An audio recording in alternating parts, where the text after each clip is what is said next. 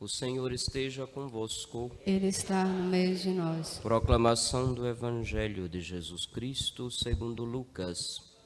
E a vós, Senhor.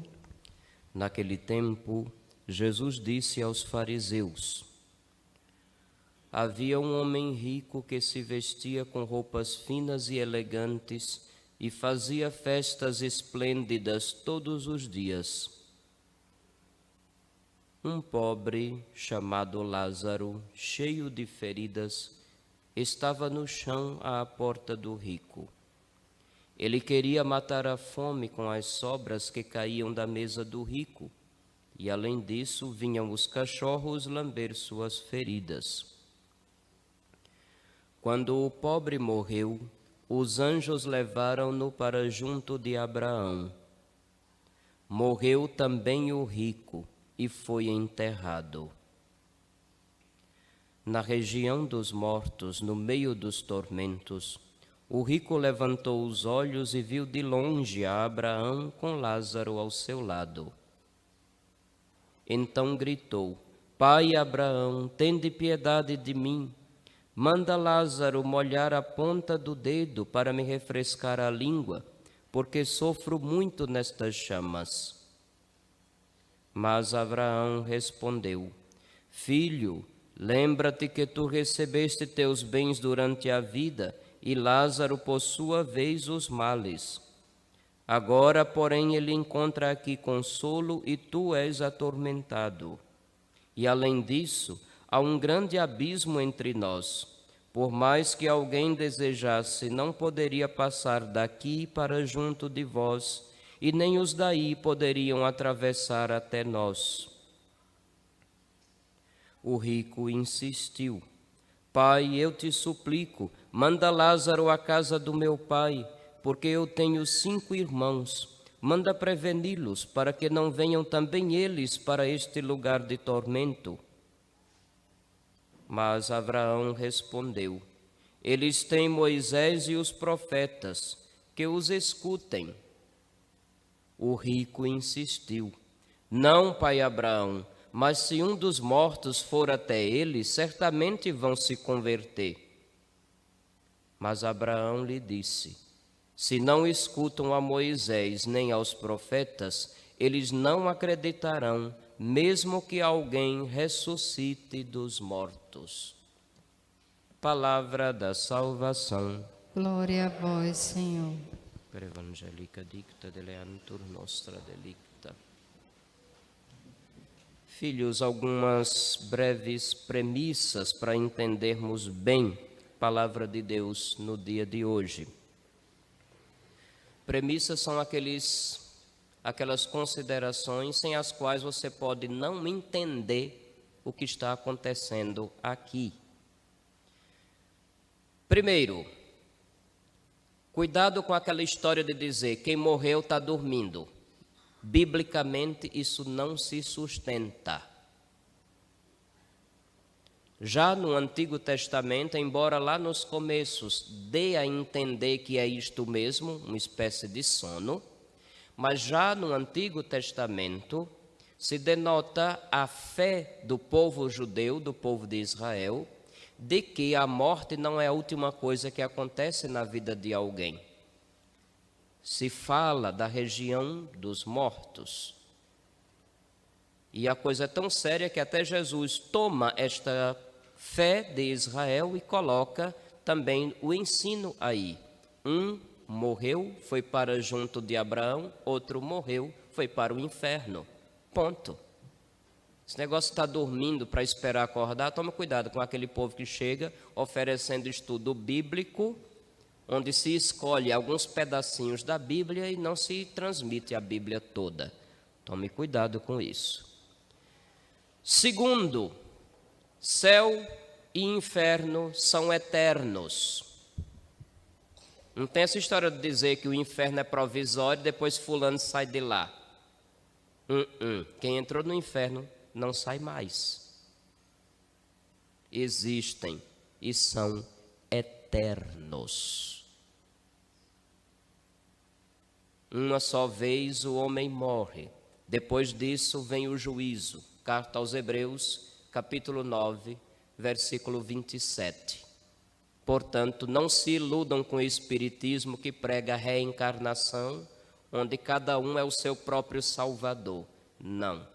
Nós cremos que o Salvador é um só, nosso Senhor Jesus Cristo. Uma só vez neste mundo se nasce, uma só vez neste mundo se vive, uma só vez neste mundo se morre. Então, tome cuidado com a ideologia do espiritismo, que faz você acreditar em várias vidas. Ah, quem fui eu na minha vida passada? Deixa de ser besta, não perca tempo com isso não. Quem é você agora?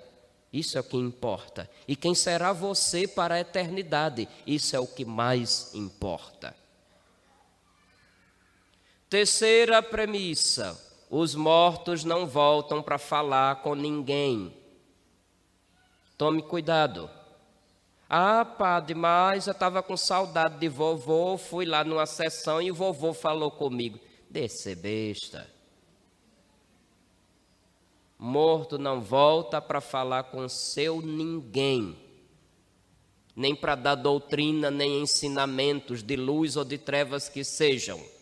Não volta. Quando o rico pede para que Lázaro vá, ele pede para que Lázaro seja ressuscitado e vá lá. Não é à toa que a palavra termina dizendo: se não escutam a Moisés nem aos profetas, eles não acreditarão, mesmo que alguém ressuscite dos mortos. Não está falando para a alma ou para o espírito de Lázaro aparecer para quem quer que seja. Ai, padre, mas eu estou vendo alma. Então vá para o psicólogo, você não está bem da cabeça não. Você está com fome, talvez você esteja com estresse, talvez esteja assim com um choque emocional muito forte e sua mente está pronta. Mas eu vi uma alma. Que você tenha visto, eu não duvido, mas que tenha sido uma alma são mais 500. É igual muita gente diz: eu vi Nossa Senhora. O senhor acredita? Eu acredito. Que você tenha visto, acredito. Se você está dizendo que viu, quem sou eu para dizer que não viu? Agora, que seja Nossa Senhora que está lhe aparecendo, a coisa é mais complicada. Com essa desculpa, tem muitos videntes criando igrejas estranhas por aí, onde não mais se celebra a missa, onde mais se tem obediência, onde os sacramentos acabaram, onde o próprio vidente é que faz uma tal de água abençoada e óleo abençoado, e por aí vai. Isso tem acontecido. Entendido? Passando rapidamente as premissas, para que a gente entenda e não precise mais voltar a este ponto. A morte do corpo não é a última coisa que acontece na vida. Continua a vida após a morte do corpo. Céu e inferno são eternos. Quem está no inferno não sai mais de lá. Morto não volta para falar com ninguém, nem para dar doutrina nenhuma. Doutrina quem dá é nosso Senhor, na revelação, que depois foi posta por escrito na Sagrada Escritura, e a igreja tem autoridade para interpretar conforme a promessa de Jesus. Isto entendido, aí sim nós vamos compreender muito bem a palavra de Deus do Evangelho de São Lucas neste domingo. Filhos, o tema de atenção aos mais pobres continua. Nós já havíamos acenado nos outros domingos e hoje mais uma vez retorna. A profecia de Amós, a nossa primeira leitura, é uma advertência para aqueles que vivem esnobando riqueza e desprezando os mais pobres, fazendo de conta que não tem nada a ver com esta situação. É mais uma advertência, que está em consonância com o mesmo Evangelho de São Lucas que ouvimos. É interessante que não é dito o nome do rico, mas é dito o nome do pobre.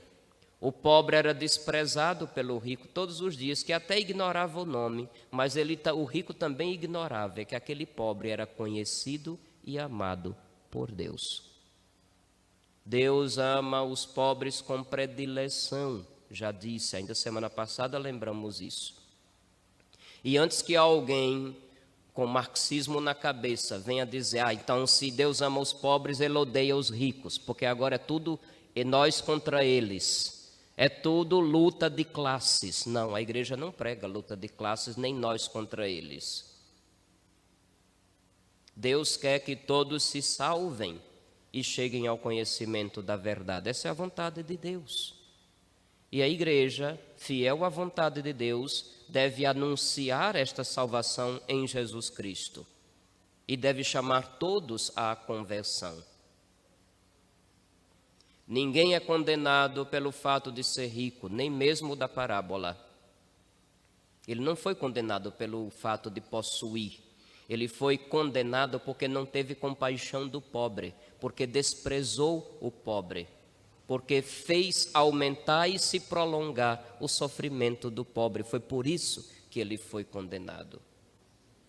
Nunca despreze os mais pobres. Neles, nosso Senhor espera o nosso amor. Nunca desprezem.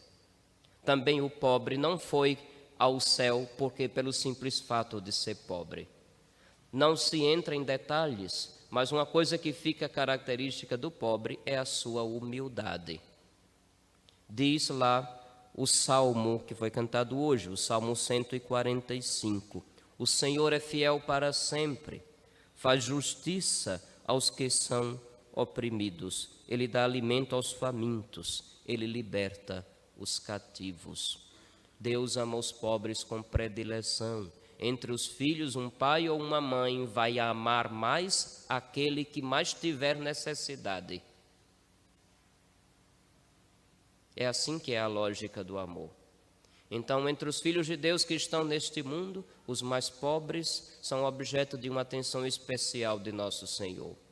A parábola também não é uma espécie de droga, de ópio, como se dizia no passado. Hoje, quando fala ópio, o povo não sabe mais o que é, não. Ópio era uma droga famosa no século XIX. Se hoje se fala de crack, cocaína e coisas do gênero, há cerca de 200 anos atrás, era sobre o ópio que se falava. Foi nesse contexto que o escritor Karl Marx, já ouviram falar dele? Já, toda a escola fala.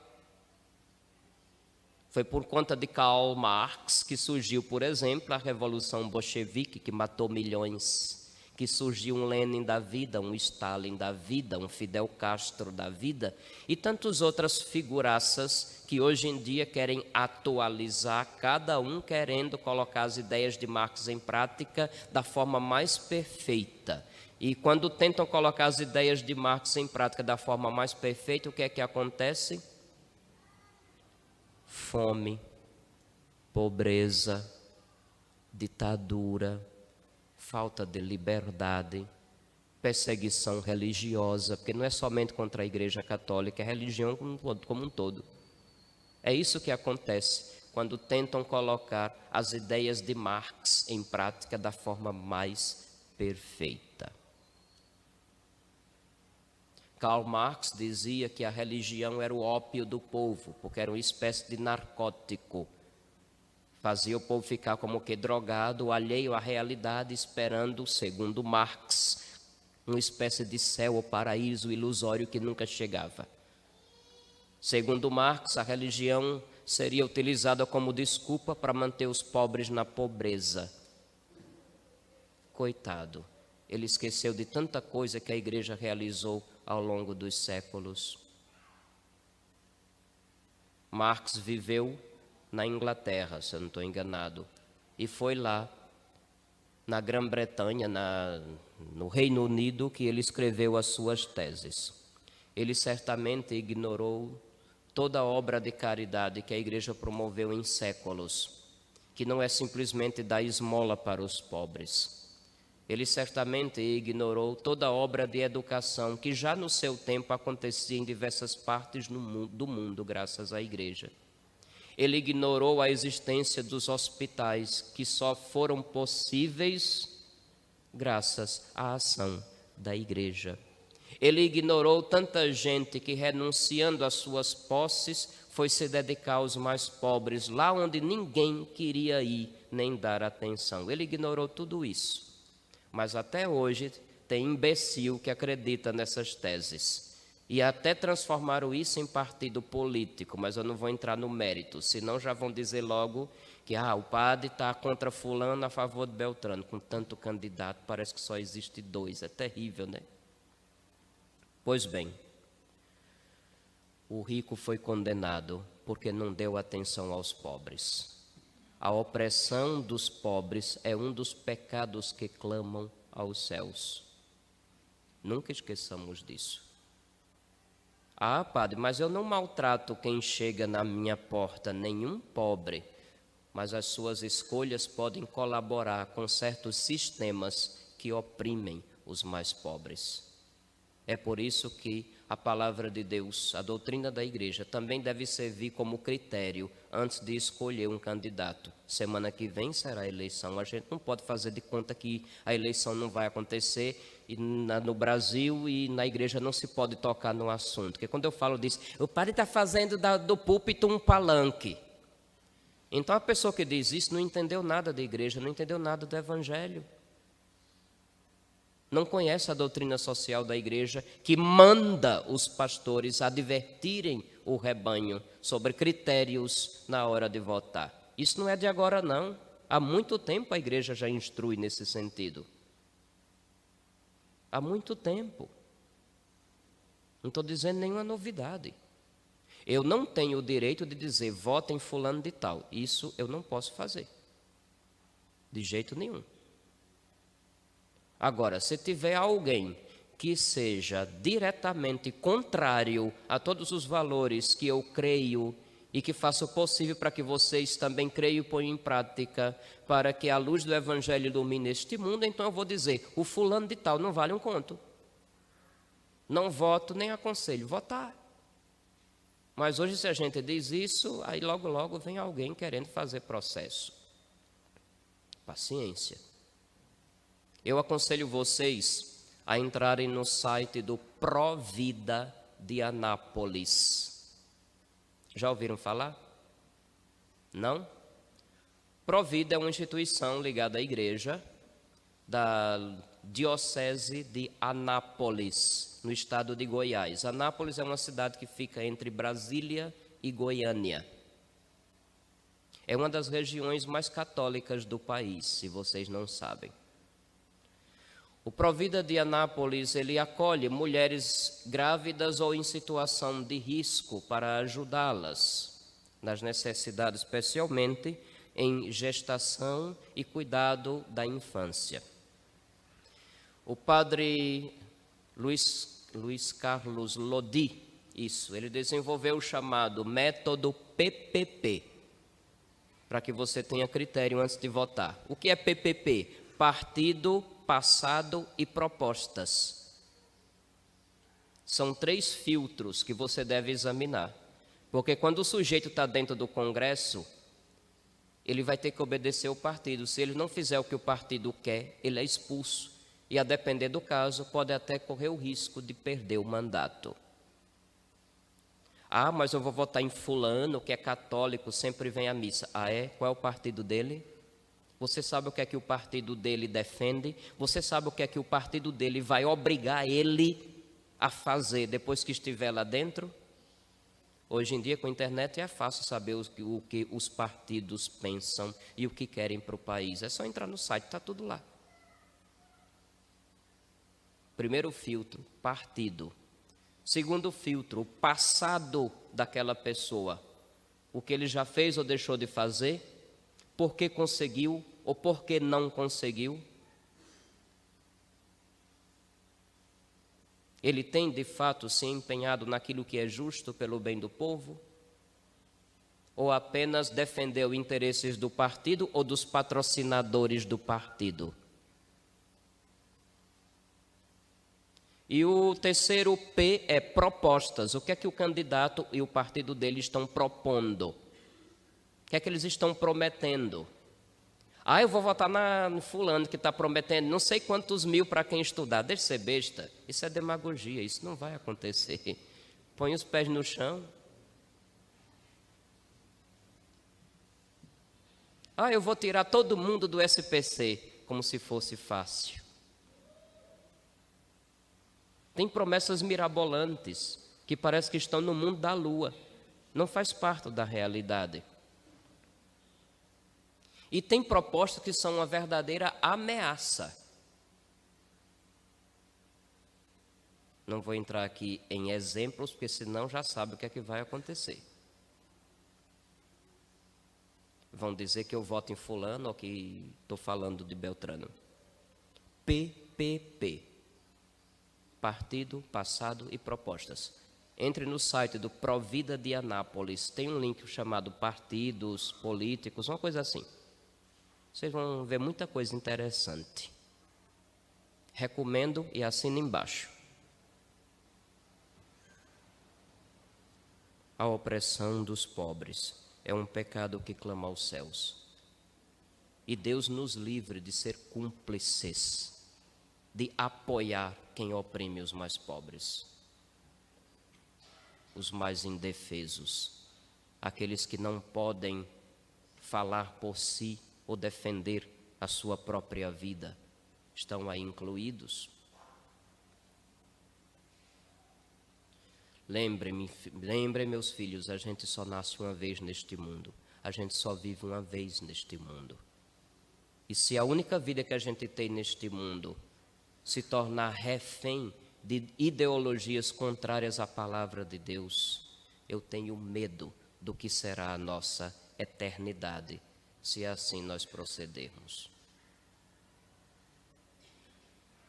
Quem crê no céu não fica com a cabeça nas nuvens, transforma o mundo onde está.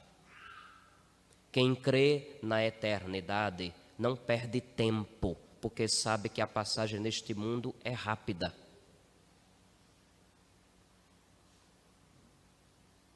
Quem crê que um dia será julgado por Deus e não pela história, não está muito preocupado em ficar famoso, mas está preocupado sim em fazer o bem, em fazer o certo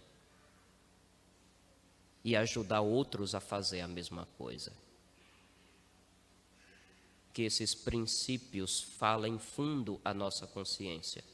E daqui a uma semana, quando tivermos que escolher quem vai nos representar, eles também sirvam para todos nós. E aqui não seria demais chamar a atenção. Está muita gente preocupada em quem vai votar para presidente. Eu estou mais preocupado em quem vai ser senador e deputado. Porque um presidente ruim só vai adiante se o Congresso não presta. Sabiam disso?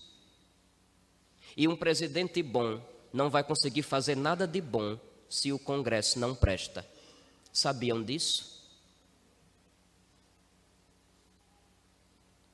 Eu estou mais preocupado em quem será senador e deputado. Pensem nisso com seriedade. Repito, entrem no site do Provida de Anápolis, aprenda sobre o método PPP e, pelo amor de Deus, tenham juízo. Que nosso Senhor, na sua misericórdia, nos ajude. Louvado seja nosso Senhor Jesus Cristo. Para sempre seja louvado.